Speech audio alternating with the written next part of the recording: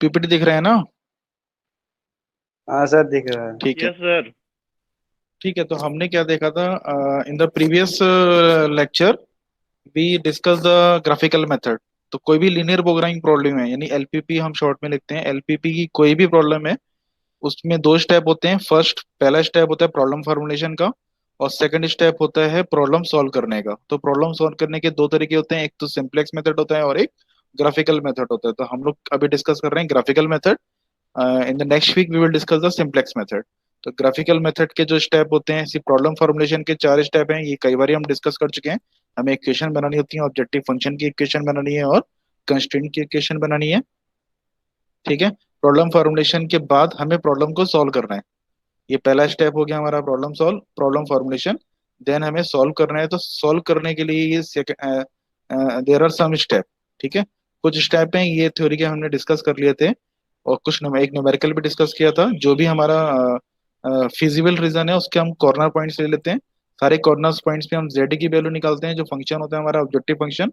And we will decide whether what is the suitable value of x1 and x2 so that optimization occur. ठीक है। और different cases पास unique optimal solution, तो अभी तक जितने भी हमने न्यूमेरिकल किए वो सब यूनिक ऑप्टिमल सॉल्यूशन थे। एक ही आंसर था सारे के सारे क्वेश्चंस का।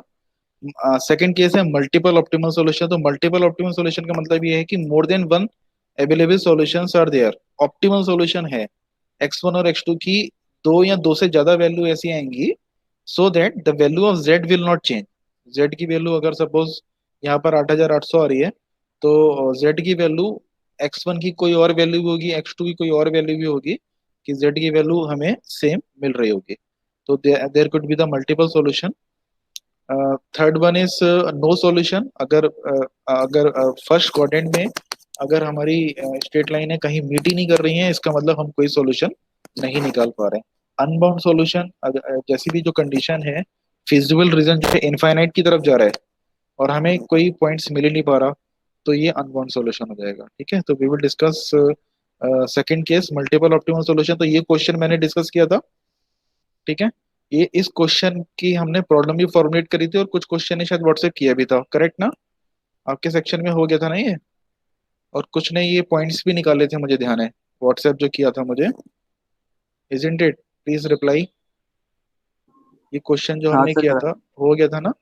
तो इसको मैं हाँ जस्ट सर। इसका सॉल्यूशन में डिस्कस कर रहा हूँ। प्रॉब्लम पहला स्टेप कंप्लीट हो गया, हमने प्रॉब्लम फॉर्मुलेट कर ली कि प्रॉफिट जो है प्रोडक्ट नंबर ए पे 40 रुपए का है और प्रोडक्ट नंबर बी पे 100 रुपए का प्रॉफिट है। ऑब्जेक्टिव फंक्शन लिख लिया। कंडीशन क्या है, लेथ मशीन 3000 मिनट के लिए अवेलेबल है, मिलिंग 2000 मिनट के लिए, और ग्राइंडिंग 900 मिनट के लिए अवेलेबल है।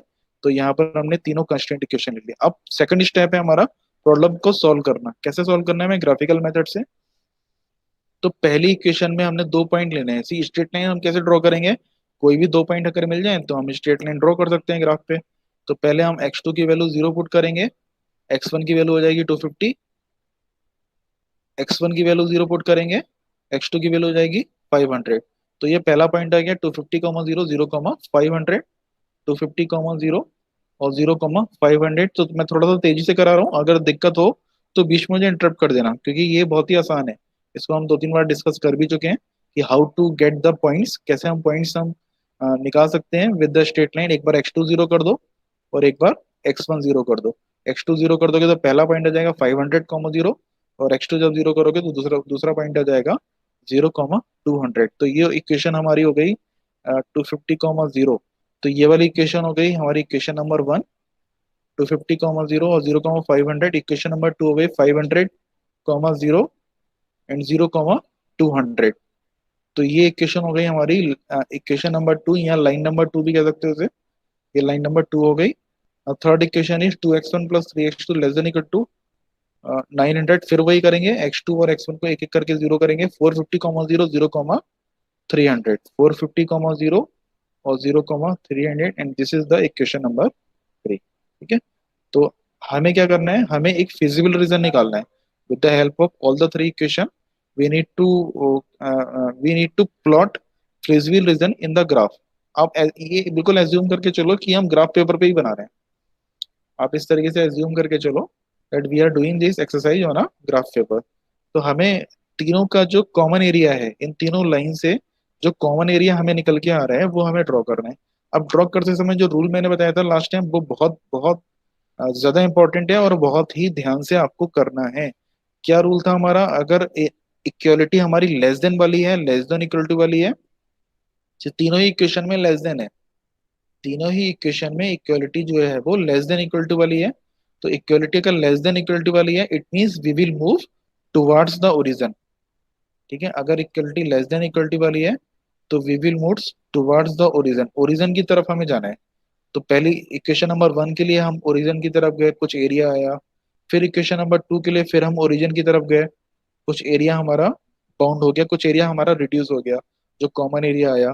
फिर इक्वेशन नंबर 3 ड्रॉ करी, then we finalize this feasible area. तो this is our feasible area जो कि पर्पल कलर से यहाँ शो कर रखा है। अगर आप कॉपी और पेन लेके बैठे हो तो ये चीज आप करके देख सकते हो। आप पहले इक्वेशन नंबर 1 ड्रॉ करो, इक्वेशन नंबर 2 ड्रॉ करो, फिर देखो उसके नीचे का एरिया लो, तो इंटरसेक्टिंग एरिया आ रहा है वो यही आएगा। जैसे कि मैंने उस दिन ही बताया था, जैसे वेन डायग्राम के आप क्वेश्चन करते थे, कोई भी तीन आपकी ज्योमेट्री है, उन तीनों का कॉमन एरिया ये आ रहा है। इसी तरीके से जब आप ओरिजिन की तरफ जाओगे तीनों स्ट्रेट लाइन के थ्रू, तो you will see this is our common area. वही अगर इक्वलिटी अगर ग्रेटर देन हो जाती, इसी क्वेश्चन में अगर यहाँ पर तीनों जगह equality greater than equal to हो जाती, तो एरिया ये ऊपर वाला हो जाता, ये एरिया ऊपर वाला, ये पूरा फिजिबल रीजन हो जाता। ठीक है, तो ऊपर की ओर नहीं है, हमें नीचे की ओर जाना है। मैं फिर से रिपीट कर रहा हूँ, this is very important point. When the equalities of equation constraint equations are less than equal to, then we search the feasible area towards the origin. When the inequality in the constraint equations are greater than equal to, then we search the feasible region away from the origin। एक बार origin की तरफ भाग रहे हैं, एक बार origin से दूर भाग रहे हैं। ठीक है, तो हमें क्वेश्चन में, हर क्वेश्चन में ये बात दिमाग में रखनी है, ध्यान में रखनी है, नहीं तो क्वेश्चन हमारा पूरा गलत हो जाएगा। ठीक है, now when we identify this feasible region, what we will do, we will find the corner points. तो एक कॉर्नर पॉइंट ये हो गया, एक कॉर्नर पॉइंट ये हो गया, और एक कॉर्नर पॉइंट ये हो गया। ठीक है, now this corner point is when x1 is equal to 0 और x2 is equal to, sorry x1 is, हाँ ये वाला कॉर्नर पॉइंट हो गया, x1 is equal to 0 and x2 is equal to 200। ये पहला कॉर्नर पॉइंट हो गया। तो यहाँ पर जो z की वैल्यू आ रही है, ये आ रही है 20,000। यहाँ पर भी जो z की वैल्यू आ रही है 20,000 आ रही है। तो यू कैन सी z की वैल्यू, x1 की वैल्यू यहाँ 0 रख दो, x2 की वैल्यू 200 रख दो, you will get 100 into 20, 200 is equal to 20,000। ठीक है, फिर दूसरा आप कॉर्नर पॉइंट लो 250,0, तो एक बार 250 रखा, एक बार 0 रखा, you will get z value is equal to 10,000। Now see how to calculate this corner point. सब लोग कर लोगे ना? इसमें आपको दो इक्वेशन स्ट्रेट लाइन की, अब देखो ये जो कॉर्नर पॉइंट आ रहा है कौन सी इक्वेशन का इंटरसेक्शन है। तो when you see carefully you will see this is the intersection of equation number 1, equation number 1 and equation number 2। Equation number 3 is not participating in the feasible region. बहुत गौर से, बहुत ध्यान से देखना है आपको ये कर्व। इक्वेशन नंबर जो 3 है ये कहीं ग्राफिकल और फिजिबल रीजन में नहीं आ रहा है। फिजिबल रीजन मतलब जो मैंने पर्पल कलर से दिखा रखा है स्लाइड्स में। ठीक है, तो इक्वेशन नंबर 2 और 1 आप कैलकुलेटर से सॉल्व कर सकते हो। अगर आप ग्राफ पेपर पे एक्यूरेटली बना रहे हो तो कैलकुलेटर से सॉल्व करने की जरूरत नहीं है। ऑटोमेटिकली जब आप मेजर करोगे स्केल से, ये लेंथ मेजर करोगे, ये इसकी हाइट मेजर करोगे, you will get one, x1 is equal to 187.5 and x2 is equal to 125। तो you can say when you put this x1 is equal to 187.5, x2 is equal to 125, you will get z max is equal to 20,000 also। तो यहाँ पर क्या हो गया, दो दो option आ गया आपके पास। ठीक है, यानी इस आंसर पे भी आपको z की वैल्यू 20,000 आई, इस पे भी आपकी z की वैल्यू 20,000 है। इसको आसान शब्दों में ऐसे समझो कि कंपनी के मालिक के पास दो ऑप्शन आ गए कि वो ए का एक भी प्रोडक्ट ना बनाए और बी के सारे प्रोडक्ट बना दे, 200 प्रोडक्ट बना दे, तो उसे 20,000 रुपए का फायदा होगा। ए के 187.5 प्रोडक्ट बनाए और x2 बी के 125 प्रोडक्ट बनाए, तो कितना उसका, तब भी उसे 20,000 का फायदा होगा। तो यानी that's why this case belongs to multiple optimal solution, यानी एक से ज्यादा, इस क्वेश्चन का जो आंसर है वो एक से ज्यादा है। This question belongs to the category of multiple optimal solution. तो यहां तक बात समझ में आ गई? तो ठीक है, नहीं तो आगे बढ़े। इसको, इसका दूसरा तरीका भी है इस क्वेश्चन को सॉल्व करने का। यहां तक कोई समस्या है तो पूछ लो। एनीवन, कोई इसमें प्रॉब्लम आ रही है तो पूछ लो। मल्टीपल ऑप्टिमल समझ में आ गया? हमें कुछ नहीं करना है, हमने क्या किया, हमने वही ग्राफिकल मेथड से सॉल्व किया और automatically we we will come to know that इसके दो आंसर आ रहे हैं। क्यों आ रहे हैं? क्योंकि दोनों ही पॉइंट्स पे 20,000 रुपए का प्रॉफिट हो रहा है कंपनी वाले को। It means this question is belong to the multiple optimal solution. ये बात समझ में आ गई? Yes sir. आ गई। नाउ सी, इसको दूसरे तरीके से सॉल्व करना है मुझे। ठीक है, इसी क्वेश्चन को मैंने ये हैंड रिटन नोट्स में भी लिख रखा है, यू विल सी। सी, इन तीनों पॉइंट्स हमने चेक किया, ABC. Now see another theory that how we will identify that question belong to the multiple optimal solution। इसकी एक थ्योरी और है, मतलब ये ओरिजिनल जो मेथड है वो यही है कि you just draw the objective function. तो मैंने पहले भी आपको बताया था कि ये जो इससे पहले जो हमने क्वेश्चन करे थे, तो मैंने बताया था ये आइसो प्रॉफिट लाइन है जो कि यहाँ पिंक कलर की आपको दिख रही है, इसको आप अभी अवॉइड कर दो। ठीक है, इसको मैं बाद में बताऊंगा, इसका इसकी डिटेल में बाद में बताऊंगा। तो आपको क्या करना है, ऑब्जेक्टिव फंक्शन को ड्रॉ करना है इन द ग्राफ पेपर। कैसे ड्रॉ करोगे? अगर मैं कहूँ इस ऑब्जेक्टिव फंक्शन को ड्रॉ करना है ग्राफ पेपर पे, तो आप क्या करोगे, Y is to M X plus C की फॉर्म में लिख लो, या फिर अगर मैं कहूँ कि ओरिजिन से पास हो रही है तो जेड की वैल्यू अगर मैं जीरो कर दूं, late us say 40x1 plus 100x2 is to zero, ये ऑब्जेक्टिव फंक्शन है। ठीक है, ऑब्जेक्टिव फंक्शन का मुझे स्लोप निकालना है, निकाल सकते हो सब लोग? इसको मैंने जीरो कर दिया, 100x2 is to minus 40x1 and then x2 is equal to minus 2 by 5 into x1। when we compare this equation with y is equal to mx, the slope of the equation is equal to minus 2 by 5। ठीक है, तो multiple optimal condition की पहचान कैसे होती है? when, बहुत ध्यान से सुनना है, जो मैं लाइन बोलने वाला हूँ ये बहुत ही इंपॉर्टेंट है। when the slope of one of the constraint is equal to slope of objective function, यानी इन तीनों में से किसी भी एक लाइन का जो स्लोप है वो ऑब्जेक्टिव फंक्शन के स्लोप के बराबर हो जाए, then this is the case of multiple optimal solution. ठीक है, अब कैसे, क्या करना पड़ेगा हमें, ये जो एक दो तीन, ये तीनों इक्वेशन जो कंस्ट्रेंट की इक्वेशन है, इसमें भी हमें क्या करना पड़ेगा, इसका स्लोप निकालना पड़ेगा। तो मैं क्या कर रहा हूँ, मैं 1 और 3 का नहीं निकाल रहा हूँ, मुझे मालूम है 2 का स्लोप इसके बराबर है, तो मैंने केवल 2 का दिखा, आप 1 और 3 का भी निकाल के देखना। ठीक है, मैंने केवल लाइन नंबर 2 का देखा, at 4x1 plus 10x2 is equal to 2000, ये लाइन नंबर 2 मैंने लिख दी, 4x1 plus 10x2 is equal to 2000। x2 को मैंने एक साइड रखा, x1 को इधर ले गया, 200 इसको डिवाइड कर लिया। When I compare this equation with y is equal to mx plus c form, I will get m is equal to minus 2 by 5। It means the slope of equation number 2, line number 2 is exactly same of slope of the objective function. ये बात समझ में आई? यानी इस objective function का जो slope है और इस लाइन नंबर 2 का जो स्लोप है वो बिल्कुल सेम है। वो देखो यहाँ से ही पता चल रहा है, अगर आप बहुत ध्यान से देखोगे, यहाँ 40 है या 100 है या 4 है या 10 है, 10 से अगर मल्टीप्लाई करेंगे तो वो इंटरसेप्ट वही हो जाएगा, 40 और 100 का ही हो जाएगा। तो ये आप धीरे धीरे जब बहुत सारे क्वेश्चन पढ़ोगे, 4-5 न्यूमेरिकल आप कर लोगे, तो ये देखते ही बता दोगे कि ये मल्टीपल ऑप्टिमल का सोल्यूशन है। ठीक है, गेटिंग माई पॉइंट? तो मैंने लाइन नंबर 2 का स्लोप चेक किया, that is same as that of objective function. It means this question is belong to the multiple optimal solution. अब मल्टी, ये तो पता चल गया मल्टीपल ऑप्टिमल सॉल्यूशन है। अब मुझे निकालना कैसे है? Just assume that all the exercise you have done in a graph paper, सारी की सारी एक्सरसाइज आपने ग्राफ पेपर में करी है। Just draw this objective line which is passing through the origin. ये सब लोग कर सकते हैं ना? इसके देखो दो तरीके हैं, या तो आप इसका m is to tan theta होता है, या तो थीटा निकाल लो, थीटा माइनस में आएगा। सपोज थीटा अगर -32 या 33 कुछ आ रहा है, तो आप ये एंटी क्लॉकवाइज प्रोटेक्टर से एक लाइन लो, यहाँ खींच दो। या दूसरा तरीका ये है कि ये 2/5 है, यानी वाई एक्सिस पे आप 2 मेजर कर लो, 2 का स्केल ले लो, और एक्स एक्सिस पे आप 5 का स्केल ले लो, तो ये लाइन आप ड्रॉ कर सकते हो। When you know the slope of the line, you can draw this line. Now इस लाइन को आपको क्या करना है, पैरेलली मूव करना है ग्राफ पेपर पे। ठीक है, कैसे मूव करना है, स्केल का या सेट स्क्वायर की हेल्प से आप मूव कर सकते हो।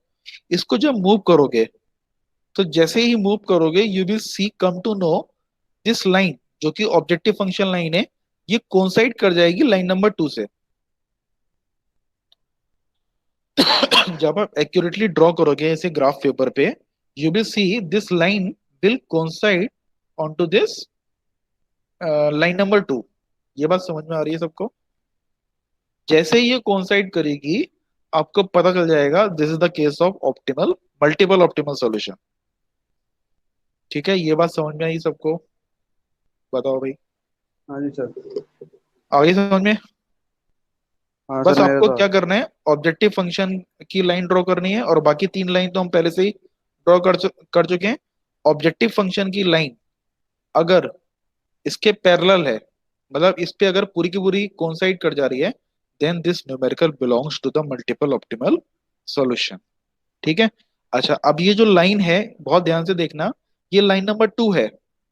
अगर ये लाइन नंबर 3 के अगर कोइंसाइड हो जाती, तब भी ये मल्टीपल ऑप्टिमल का सॉल्यूशन होता। इसमें देखो, आप इसमें ज्यादा क्लियर आपको नजर आएगा। Now you can see what is the role of line line number 2। जो हमने लाइन नंबर, ये लाइन नंबर 3 हो गई, ये लाइन नंबर 1 हो गई, और ये लाइन नंबर 2 हो गई। क्या इक्वेशन नंबर 3, ये इक्वेशन नंबर जो 3 है, क्या ये आंसर में पार्टिसिपेट कर रही है? कोई आंसर दो मुझे इसका। एक्चुअल में क्या ये कॉर्नर पॉइंट जो हम जिस पे चेक कर रहे हैं, क्या अगर ये लाइन नंबर 3 में हटा दूं तो भी तो मेरा आंसर 20,000 ही रहेगा? ये बात समझ में आ रही है?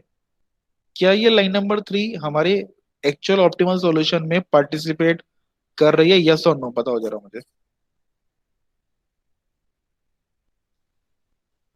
अरे जो सुन रहा हो बता दो भाई। क्या इक्वेशन नंबर 3 क्या हमारे सॉल्यूशन में पार्टिसिपेट कर रही है? सर नहीं। नहीं कर रही है। क्यों? क्योंकि ये फिजिबल रीजन मेरा 1 और 2 के इंटरसेक्शन से ही आ गया। 1 और 2 के इंटरसेक्शन से जब मैं टुवार्ड्स द ओरिजिन चला, तो ये पर्पल वाला रीजन मेरा 1 और 2 के इंटरसेक्शन से ही आ गया। तो ये लाइन हाँ नंबर जो 3 है, वो आंसर में पार्टिसिपेट नहीं कर रही है। तो this is not a binding constant. ठीक है। तो इसकी मैं थ्योरी आपको दिखाना चाह रहा हूँ यहाँ पर। ये पीपीटी में आप देख लेना थ्योरी बाद में। तो जो इंपॉर्टेंट टर्म है यहाँ पर, बाइंडिंग कांस्टेंट है। तो देर आर 3 कांस्टेंट। ठीक है, 1, 2, 3। तो which one is binding? Equation number 1 और 2, this 2 are binding, and this 3 is not a binding constant. ठीक है, क्योंकि ये फिजिबल रीजन को बाइंड करने में किसी भी तरीके की सहायता नहीं कर रहा है, कोई भी मदद नहीं कर रहा है, पार्टिसिपेट नहीं कर रहा है। तो यहाँ पर मल्टीपल ऑप्टिमल हम जो पहचानेंगे, वो कैसे पहचानेंगे? When when this is when this will coincide और this will be parallel to one of the binding constraint. अगर ये लाइन नंबर 3 के पैरेलल हो जाता, ठीक है, अगर ये जो लाइन है जो मैं ड्रॉ ऊपर की ओर लेके जा रहा हूँ, अगर ये लाइन नंबर 3 के कोइंसाइड हो जाती, तो कोई फर्क नहीं पड़ने वाला था। तब ये हमारा क्वेश्चन यूनिक ऑप्टिमल सॉल्यूशन का ही रहता है। ये बात मैंने नीचे लिख रखी है, बिल्कुल हिंदी में लिख रखी है, कि अगर ये इक्वलिटी 1 और 2 के अगर पैरेलल है, तब तो ठीक है। अगर ये लाइन नंबर 3 के अगर पैरेलल होता, तो ये मल्टीपल ऑप्टिमल का सॉल्यूशन नहीं होता, ये यूनिक ऑप्टिमल का ही सॉल्यूशन होता। ठीक है। तो दैट, ये जो फंडा है, जो बेसिक कंसेप्ट है, दैट स्लो, मैं फिर से रिपीट कर रहा हूँ, 2 बातें मैं बार बार रिपीट कर रहा हूँ। एक तो अवे फ्रॉम द ओरिजन और टुवार्ड्स द ओरिजन जाना है आपको, जब फिजिबल रीजन निकालना है। जब लेस देन इक्वलिटी है तो टुवार्ड्स द ओरिजन जाना है, और जब ग्रेटर देन इक्वलिटी है तो अवे फ्रॉम द ओरिजन जाना है। दूसरी बात, मैं ये मल्टीपल ऑप्टिमल की फिर से रिपीट कर रहा हूँ, बहुत ही इंपॉर्टेंट है। और ये बात अगर अभी समझ में नहीं आएगी तो आगे दिक्कत होनी है। यूनिट 1 में इस तरह के क्वेश्चन बहुत करने हैं, जब हम सिंप्लेक्स स्टार्ट करेंगे, नहीं, सेकंड टॉपिक जब हम स्टार्ट करेंगे। तो मैं फिर से रिपीट कर रहा हूँ कि अगर ऑब्जेक्टिव फंक्शन का स्लोप जो कि हमने निकाला यहाँ पर -2/5, अगर किसी एक बाइंडिंग कंस्ट्रेंट के बराबर हो जाता है, then it is the case of optimal solution. ठीक है। अब देखो, मैंने तो बोल दिया ऑप्टिमल सॉल्यूशन है। तो यहाँ पर आप देख सकते हो, मैंने किस पे चेक किया? ए पे चेक किया। ये पॉइंट ए हो गया, और ये पॉइंट बी हो गया। ये पॉइंट हो गया हमारा पॉइंट नंबर बी। तो ए पे हमने चेक किया, ए पे भी 20,000 आ रहा है। सी पे मैंने चेक किया, सी पे, सॉरी, बी पे चेक किया तो बी पे भी 20,000 आ रहा है। ए और बी के बीच में, ये पॉइंट नंबर ए है और ये पॉइंट नंबर बी है, there are infinite point between line A और बी, 1 2 3 4 5 6 7, बहुत सारे लाइंस हैं, बहुत सारे पॉइंट्स हैं। अब आप करके देखना, किसी भी पॉइंट पे जब आप वैल्यू x1 और x2 की, सपोज इस पॉइंट का कोऑर्डिनेट जहां पर मेरा कर्सर है, इस पॉइंट्स का अगर कोऑर्डिनेट आप निकालोगे x1 और x2 और फिर पुट करके देखोगे z is equal to 40x1 plus 100x2, you will get the same answer 20,000। ठीक है, इस बात को प्रूव करने के लिए मैंने एक दो ट्रायल यहाँ पर दिखा रखे हैं। आप x1 की वैल्यू 100 लेके देखना, x2 की वैल्यू 160 लेके देखना। ये कैसे आ जाएगी, हमारी बाइंडिंग कंस्ट्रेंट से आ जाएगी। ठीक है, x1 एक बार आपने x1 आपने एज्यूम कर लिया तो x2 की वैल्यू आ जाएगी, x1 और x2 की कोई और वैल्यू भी आप निकाल के देखना, you will get the same answer z is equal to 20,000। तो यहाँ पर जो हमने दिखाया था कि there are two solution of this problem, तो एक्चुअल में टू नहीं है। When we are solving this problem by graphical method, there are n number of solution. इसके दो नहीं है, करीब 20-25 सॉल्यूशन है। ये जो भी पॉइंट्स आपको मिलेगा, इस पॉइंट्स के बिटवीन ए एंड बी आप कोई भी पॉइंट x1 और x2 रख के देखोगे, you will get the same answer 20,000। तो इसको करके देखना है एक बार। ठीक है, इसको जब करके देखोगे तो आपको और ज्यादा क्लियर हो जाएगा, और कोई दिक्कत आई मुझसे पूछना। तो this is the case of multiple optimal solution when we have more than one और two, more than two solution, then there is a case of multiple optimal solution. कब होता है, जब ऑब्जेक्टिव फंक्शन का slope one of the bending constraint के slope के बराबर हो जाता है। ठीक है, अब इसमें कोई दिक्कत है बताओ, नहीं तो फिर आगे बढ़े।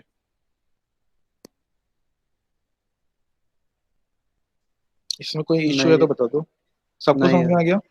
आदेश ही समझ रहा है क्या बस, और कोई समझ नहीं रहा? पता और नहीं कोई सर। एक्टिव लग नहीं रहा है मुझे। अश्विनी समझ में आ रहा है? Yes sir. इस मल्टीपल ऑप्टिमल का केस समझ में आ गया? यस क्या सर। कीवर्ड मैंने क्या दी, कैसे पता चलेगा मल्टीपल ऑप्टिकल है? सर अगर स्लोप जो सर ऑब्जेक्टिव फंक्शन का स्लोप सर एक बाइंडिंग कांस्टेंट के इक्वल है बाइंडिंग तो sir constraint, unique solution. Very good. तो बाइंडिंग बाइंडिंग कंस्ट्रेंट बहुत जरूरी बाइंडिंग होना चाहिए, अगर वो बाइंडिंग कंस्ट्रेंट नहीं है तब कोई फर्क नहीं पड़ेगा, वो यूनिक ऑप्टिमल का सॉल्यूशन हो जाएगा। ठीक है, तो आई हाँ जी होप ये सर। समझ में आ गया होगा, और बाकी मैंने नोट्स वगैरह उसमें डाल रखे हैं, आप देख लेना। Now I will move to the next type of question, that is unbound solution. Now this unbound solution में क्या होता है, let us take an example. ठीक, ये थ्योरी तो आप पढ़ लोगे आराम से, एक बार आपको क्वेश्चन समझ में आ गया, कंसेप्ट समझ में आ गया, जिसको मैं एम्फेसाइज कर रहा हूँ बार बार, तो ये थ्योरी आप आराम से पढ़ लोगे और आपको समझ में आ जाएगी। Let us take an example, maximize करना है हमें z को। ठीक है, कंस्ट्रेंट क्या है, x1 minus two X two is less than equal to one. तो let us try to draw,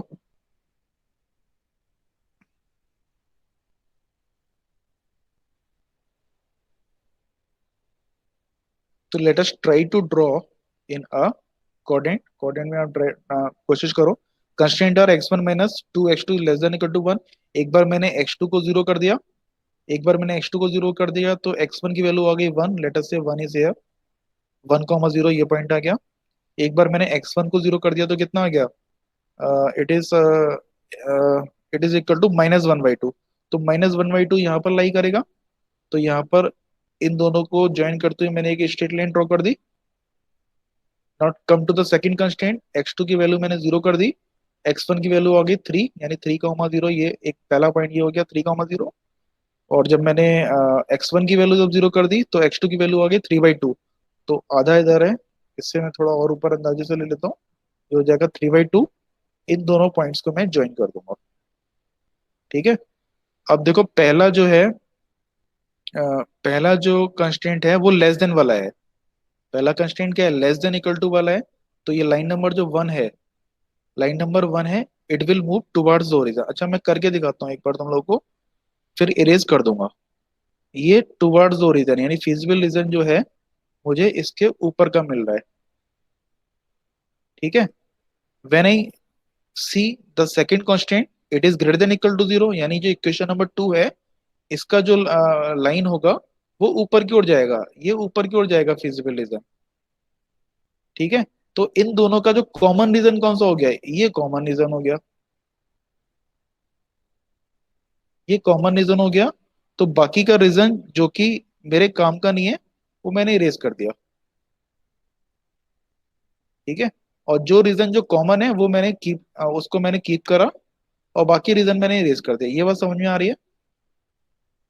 ठीक है। पहले मैंने देखा constraint number one less than equality है, तो मैं ओरिजिन की तरफ गया। ओरिजिन क्या है? ये तो है origin, 0,0, this is origin.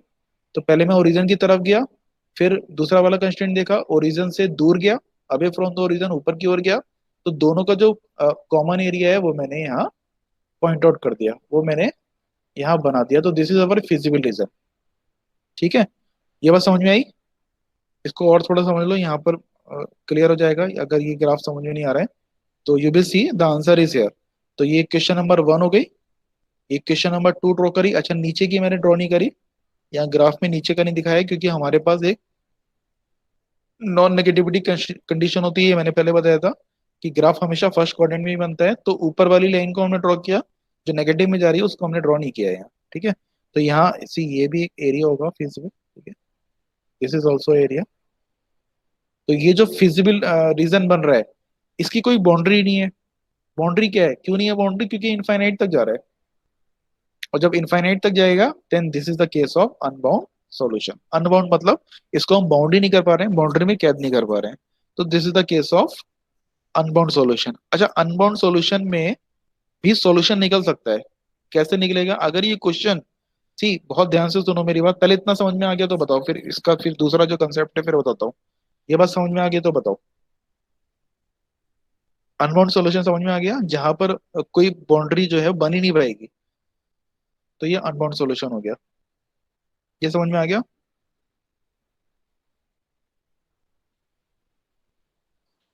Reply करो यस भाई। सर। हाँ। Yes sir. ठीक है। तो अनबाउंड सॉल्यूशन का सॉल्यूशन कैसे निकालेंगे? तो सॉल्यूशन निकालने के लिए हमें ये बात देखनी है कि मैक्सिमाइज है या मिनिमाइज है फंक्शन।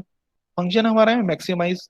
अगर मैक्सिमाइज है तो x1 और x2 की वैल्यू ज्यादा होनी चाहिए, मैक्सिमम होनी चाहिए। तो यहाँ पर मैक्सिमम होनी चाहिए, तो मैक्सिमम कितनी है? मैक्सिमम तो इनफाइनाइट है। इसका मतलब हम इस क्वेश्चन का सॉल्यूशन नहीं निकाल सकते। लेकिन अगर यही मिनिमाइज का क्वेश्चन होता, अगर यही मिनिमाइजेशन का क्वेश्चन होता, तो इसका सॉल्यूशन निकाला था। क्यों? क्योंकि हमें x1 और x2 की फिर वैल्यू जो है वो कम चाहिए थी, हमें लेस चाहिए थी।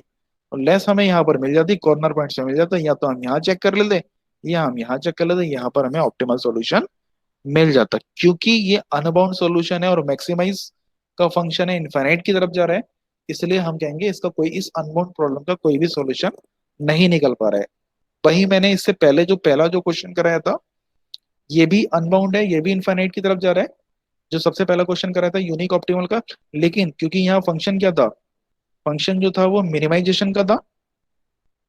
ठीक है। हमें ऑपरेटिंग कॉस्ट को मिनिमाइज करना, ये ट्रॉपिकाना जूस वाला जो क्वेश्चन था, इसको हमें मिनिमाइज करना था। तो हमें ये बाउंड्री पॉइंट्स मिल गए थे। हमने यहाँ चेक कर लिया, यहाँ चेक कर लिया और यहाँ चेक कर लिया। तो हमें इसका मिल गया था, हमें इसका आंसर हमें मिल गया था। ठीक है। तो यहाँ you can see this this मतलब अनबाउंड सॉल्यूशन वो कहलाता है कि जो इनफाइनाइट की तरफ जाता है, और हमें उसे, उस केस को हम अनबाउंड सॉल्यूशन मानेंगे कि उससे पहले में तो सॉल्यूशन मिल गया। ठीक है। सॉल्यूशन मिल गया तो वो यूनिक ऑप्टिमल हो गया। अनबाउंड सॉल्यूशन में हम उस कैटेगरी को मानेंगे जहां पर इनफाइनाइट की तरफ जा रहा है, बाउंड्री नहीं मिल रही है, और हमें आंसर भी नहीं मिल रहा है, ऑप्टिमल सॉल्यूशन मिल रहा है। तो this is the case of unbound solution. ठीक है। तो अनबाउंड सॉल्यूशन क्यों होता है, इसका रीजन बस देख लो। The problem has not been formulate कर प्रॉपरली। इसका मतलब ये हुआ कि अगर किसी कंपनी में आप एंटर कर रहे हो और आपको किसी शॉप फ्लोर पे बोल दिया जा रहा है भैया प्रॉब्लम फॉर्मुलेट करनी है, कुछ ना कुछ ऑपरेटिंग कॉस्ट रिड्यूस करनी है या ऑपरेटिंग टाइम रिड्यूस करना है, और आपने एक प्रॉब्लम बनाना शुरू कर दी। प्रॉब्लम ही आपने गलत बनाई। समझ रहे हो? प्रॉब्लम को या तो फॉर्मुलेट, या तो प्रॉब्लम में दिक्कत थी, या फॉर्मुलेट करते समय आपने कंस्ट्रेंट गलत बना दिया है। तो उस केस में ये अनबाउंड प्रॉब्लम आती है। ठीक है। उस केस में ये दिक्कत आती है, this solution is not possible and this is called unbound solution. Now the fourth case is no feasible solution. तो नो फिजिबल सॉल्यूशन का एक फटाफट न्यूमेरिकल देख लेते हैं, तुरंत समझ में आ जाएगा। मैक्सिमाइज करना है फंक्शन को, x1 कंस्ट्रेंट क्या है हमारे, x1 minus x2 greater than equal to 0। तो एक बार x2 को पुट किया, ये 0 हो जाएगा। एक बार x1 को 0 हो गया तो 0, ये 0 0 एक ही पॉइंट हो गया, यानी ये y इज टू mx वाली फॉर्म है, यानी इक्वेशन जो है वो स्लोप पॉजिटिव है, तो ये 45 डिग्री पे मैंने ये लाइन बना दी। ये पहली लाइन मैंने ड्रॉ कर ली। सेकंड लाइन हो गई 2.5 x1 minus x2 less than equal to -3। एक बार x2 को मैंने 0 किया तो x1 आ गया -3/2.5, तो x1 की वैल्यू आ गई -3 अपन अप्रोक्सीमेटली 1 के आसपास इधर आ गई, 1 से थोड़ी सी ज्यादा मैंने यहाँ ले ली। ठीक है, जब मैं पुट कर रहा हूँ x1 को, जब मैं 0 पुट कर रहा हूँ तो x2 की वैल्यू आ जा रही है 3, +3, माइनस माइनस कैंसिल हो जा रहा है, तो +3 विल लाई हियर। तो you will see this will go like this. तो we are only considering the first quadrant, हम केवल फर्स्ट क्वाड्रेंट की बात कर रहे हैं, because there is a non negativity restriction जो कि हर न्यूमेरिकल में रहेगी, तो हम केवल फर्स्ट क्वाड्रेंट की बात कर रहे हैं। ठीक है, तो मुझे अब देख के बताओ यहाँ पर, अगर ये ग्राफ कम समझ में आ रहा है तो आप ये वाला ग्राफ देख के बताओ कि क्या ये दोनों ग्राफ कहीं पर मीट करेंगे इनफाइनाइट पे जाके, या इनफाइनाइट से पहले। बताओ मुझे इस बात का आंसर दो। नहीं क्या ये सर। दोनों नहीं मीट करेंगे? कहाँ मीट करेंगे? इनफाइनाइट। कहाँ? कहीं पीछे की ओर मीट करेंगे ना? कहाँ मीट करेंगे? कहीं हाँ पीछे सर। की ओर मीट करेंगे, may be in third quadrant, हो सकता है कहीं थर्ड क्वाड्रेंट में जाके मीट करेंगे। तो अगर थर्ड क्वाड्रेंट में जाके मीट भी कर रहे हैं तो मेरे लिए कुछ काम का नहीं है वो, क्योंकि मैंने यहाँ नॉन नेगेटिविटी रेस्ट्रिक्शन लगा रखी है। ठीक है, हम्म। मुझे 0 से ज्यादा ही चाहिए, नेगेटिव वाला सोल्यूशन मुझे चाहिए ही नहीं। तो then I will say this question have no solution, और we can say in other word no feasible solution. कोई भी फिजिबल सॉल्यूशन इस क्वेश्चन का नहीं है। ठीक है, समझ में आ गया? तो ये अपने आप आएगा, आपको कुछ करने की जरूरत नहीं है। जब आप क्वेश्चन सॉल्व करोगे ग्राफिकल से, तो चाहे वो यूनिक ऑप्टिमल का क्वेश्चन हो, ठीक है, चाहे मल्टीपल ऑप्टिमल का क्वेश्चन हो, अ, चाहे यूनिक ऑप्टिमल हो चाहे मल्टीपल ऑप्टिमल हो। मल्टीपल ऑप्टिमल के दो तरीके हैं पहचानने के, या तो आप भूल जाओ स्लोप वगैरह कुछ भी मत देखो, वो ऑटोमेटिकली आप जब कॉर्नर पॉइंट्स निकालोगे तो आप देखोगे z की वैल्यू सेम आ जाएगी दो कॉर्नर पॉइंट्स के लिए, तो वो मल्टीपल ऑप्टिमल सोल्यूशन हो जाएगा। या फिर जब आप ग्राफिकल प्योरली ग्राफिकल मेथड से सॉल्व कर रहे हो, you are not using the calculator, then you will see the slope of the objective function is same as the slope of one of the binding constraint, then it will the case of optimal solution. ठीक है, जब lines कहीं meet ही नहीं करेंगी, कोई reason बनेगा ही नहीं, तो वो नो सॉल्यूशन हो जाएगा। अनबाउंड सॉल्यूशन तब कहलाएगा जब बाउंड्री जो है इनफाइनाइट की तरफ जा रही होगी और हमारा जो क्वेश्चन है वो मैक्सिमाइजेशन का होगा, तो अब ये अनबाउंड सॉल्यूशन हो जाएगा। ठीक है, तो चारों केस अगर क्लियर हो गए तो फिर आगे बढ़े। देख लो जरा जल्दी से। क्वेश्चन था हमारा इस क्विज में, जो क्वेश्चन दिया था ये क्वेश्चन था, मैक्सिमाइज करना था। सबको दिख रहा है ना? स्क्रीन दिख रही है? मैक्सिमाइज करना था। दिख रही है भाई सबको? स्क्रीन दिख रही है? हाँ जी सर, देखिए। ठीक है, मैक्सिमाइज करना था मुझे फंक्शन को। तो पहली जो इनइक्वालिटी थी, सी इसको आपने ड्रॉ कर लिया होगा, ये सब सबको समझ में आ गया। x1 और x2 0 करके ये हमें दो दो पॉइंट्स मिल गए तीनों इक्वालिटी के, तो हमने equation number 1, equation number 1, equation number 2, equation number 3 मैंने ड्रॉ कर ली। ठीक है, ये देखो मैंने स्केल से किया है, मैंने पेपर पे किया है लेकिन स्केल से किया है, और 1 1 सेंटीमीटर की दूरी लेके किया है, तो इसमें कोई गलती होने के चांस ही नहीं होंगे, ये लगभग ग्राफिकल ग्राफिक्स की तरह ही मैंने सॉल्व किया है। ठीक है, इक्वेशन नंबर 1 2 3 मैंने ड्रॉ कर दी, 3 पॉइंट्स मुझे मिल गए। देन दूसरा तरीका मैं बाद में डिस्कस कर लूंगा। यहाँ पर जो इक्वालिटी थी इक्वेशन नंबर 1 की इक्वालिटी थी लेस देन, यानी मैं नीचे वाला रीजन देखा इसमें, towards the region. Greater than थी दो बाकी दोनों की, तो जब मैं ये ग्रेटर देन देखूंगा तो ये वाला रीजन देखूंगा। ठीक है, और 1 में मैं ये वाला रीजन देखूंगा, तो 1 और 2 का ये इंटरसेक्शन एरिया ये आ जाएगा। अगर मैं इक्वेशन नंबर 1 और 2 की बात करूंगा तो ये कॉमन एरिया आ जाएगा। फिर इक्वेशन नंबर 3 जब मैंने ड्रॉ करी तो देखा ये वाला एरिया भी ब्लैंक होगा, इसको इसको भी मुझे रेज करना पड़ेगा। तो फिजिबल रीजन आ गया, फिजिबल रीजन में ए, बी और सी तीन कॉर्नर पॉइंट्स आ गए। तीनों कॉर्नर पॉइंट्स पे आप जेड की वैल्यू देख लो, तो जेड की वैल्यू 10,0 पे ज्यादा आ रही है, तो ये हमारा यूनिक ऑप्टिमल सॉल्यूशन हो जाएगा। ये तो एक तरीका हो गया। दूसरा तरीका हो गया, जब you are actual graphically paper पे अगर ड्रॉ कर रहे होगे तो आप क्या करोगे, ये ऑब्जेक्टिव फंक्शन की लाइन बना दोगे। ठीक है, ये क्वेश्चन ये एप्लीकेबल है हर क्वेश्चन के लिए। आप ऑब्जेक्टिव फंक्शन की लाइन बनाओ जो कि ओरिजिन से पास हो रही है, फिर आप ये लाइन इसको मूव करो सेट स्क्वायर से स्केल की हेल्प से, आप देखो, अगर मल्टीपल चॉइस का क्वेश्चन है, मल्टीपल ऑप्टिमल का, बहुत ध्यान से सुनना, ये बहुत ही इंपॉर्टेंट कंसेप्ट बता रहा हूँ, ये सब किताबों में भी मिलेगा लेकिन बहुत मुश्किल से मिलता है, बहुत समझना पड़ता है इसे। जब आप इसे आप इसको मूव कर रहे हो, उस लाइन को पैरेलली मूव कर रहे हो, तो आप देखोगे इस फिजिबल रीजन से कि लास्ट पॉइंट पे जब ये टकराएगा, जब इसको आप पैरेलली मूव करोगे तो ये लाइन कहीं यहाँ आ जाएगी। तो आप देखोगे जहां पर ये फिजिबल रीजन को छोड़ रहा है ये, वहीं आपका ऑप्टिमल सॉल्यूशन होगा। 10,0 इज योर आंसर। तो कोई कैलकुलेटर चलाने की जरूरत नहीं है, कोई कैलकुलेशन करने की जरूरत नहीं है। जब आप ये इस लाइन को आप पैरेलली मूव करोगे तो इस फिजिबल रीजन का जो लास्ट पॉइंट है जब ये छोड़ रहा होगा तो ये आपका आंसर आ जाएगा 10,0। क्योंकि ये मैक्सिमाइज का क्वेश्चन है, मैक्सिमाइजेशन का क्वेश्चन है, इसलिए हम वो वाला पॉइंट लेंगे जहां पर ये फिजिबल रीजन को छोड़ रहा होगा, जस्ट लीव कर रहा होगा। अगर ये मिनिमाइजेशन का क्वेश्चन होता, अगर यही क्वेश्चन मिनिमाइजेशन का होता, तब इसका आंसर 2,0 हो जाता। क्यों? क्योंकि हम वो वाला पॉइंट लेते जब ये फिजिबल रीजन में एंटर कर रहा है। ऑब्जेक्टिव फंक्शन बनाया हमने, ऑब्जेक्टिव फंक्शन को हमने ड्रॉ किया ओरिजिन से, इसको हमने मूव किया पैरेलली, ठीक है, पैरेलली हमने मूव करना चालू किया। जहां पर ये फिजिबल रीजन पे एंटर कर रहा है, जिस पॉइंट पे एंटर कर रहा है वो आंसर हो जाएगा। अगर मेरा केस है मिनिमाइजेशन का, जिस पॉइंट पे एग्जिट कर रहे हैं फिजिबल रीजन में, अगर वो पॉइंट हो जाएगा आंसर, अगर मैक्सिमाइजेशन का क्वेश्चन है। बस यही ग्राफिकल मेथड का कंसेप्ट है, ठीक है, यही कंसेप्ट है ग्राफिकल मेथड का। बाकी आप पेन कैलकुलेटर से चलते हो तो ये ऑब्जेक्टिव लाइन बनाने की कोई जरूरत नहीं है। अगर आप कैलकुलेटर यूज कर रहे हो तो you do not need to make any objective function line, ठीक है। तो ये पीडीएफ फाइल देख लेना।